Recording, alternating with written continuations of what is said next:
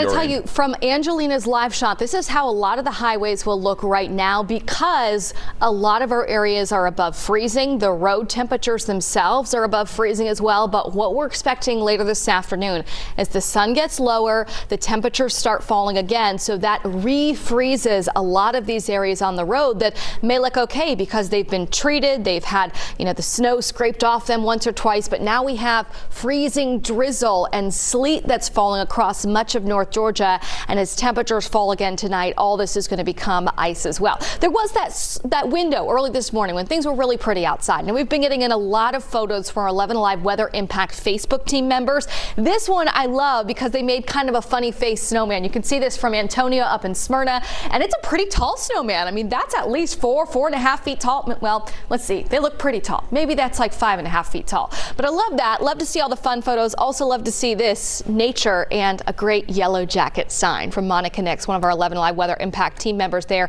in Alto. A couple of new snow totals coming in versus what Chris just showed us a couple minutes ago. These are coming in, some from the North Georgia mountains, a lot higher. Look at this, Dahlonega up in Lumpkin County. We've got our live camera there at Dahlonega, University of North Georgia as well. We've been watching this morning. 5 inches of snow there in Dahlonega. DeKalb County, Redan, 3.5 inches. Brookhaven, 2 inches. Up in Floyd County, the Lindale community, 4 inches. Also 4 inches in Roosterville in Heard County, and then out in Arabia Mountain, out in DeKalb, we've got 3 inches. Cedartown, Polk County, 1.5 inches. Sweat Mountain in Cobb County, northeast Cobb County, about 2 inches there. Norcross, 3.5, and Roswell, 2 inches as well. But as you've been hearing or feeling if you've been outside, this is no longer a straight snow system. We have a lot of what's called sleet, and if you see those little balls of ice, it's not hail. I want to kind of put that out there. Hail falls during severe thunderstorms. Grapple, those are kind of mushy little snow pelts. We also don't have these. Sleet reminds me of, those shoe fillers. You buy a new pair of shoes, you got those little silica gel ice packs in there. It's those little pellets, those ice pellets that ping on the roofs and ping on the windows as well as they're falling down. Storm impacts today. We know we've seen hazardous travel conditions. Sure, the interstates may look okay, but the back roads, the tertiary roads, the neighborhood roads, those might be slushy. You might see some snow tracks in there. But as we go through the rest of the afternoon and we get away from snow, we're dealing with freezing rain and sleet, and then the temperatures start falling again.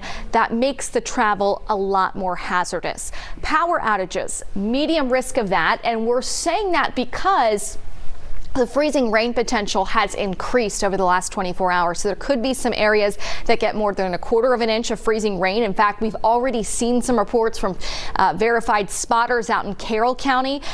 Treasure Mountain, I think it was, very close to the Treasure Island community. 1/4 inch of ice so far. That's not enough to cause widespread power outages, but when we start to see the numbers of freezing rain becoming closer to 1/3 inch, the power outage threat increases, especially as we get into, I think, tomorrow afternoon when the winds start to pick up. And then we know there's a lot of places that are closed, and of course the airport has been in a ground stop waiting to hear if that ground stop has been lifted. So it's really a sloppy, messy system that we're dealing with right now. And also the road temperatures are critical, Jonathan. We're looking at some of these numbers. I'll just show you a big picture. We just checked in. There's still these road temperatures in far northeast Georgia that are below freezing. So any roads that don't have fresh solution on them, the brine solution from overnight or some new rock salt, those are going to be particularly treacherous out there with the road temperatures in the upper 20s. Jonathan?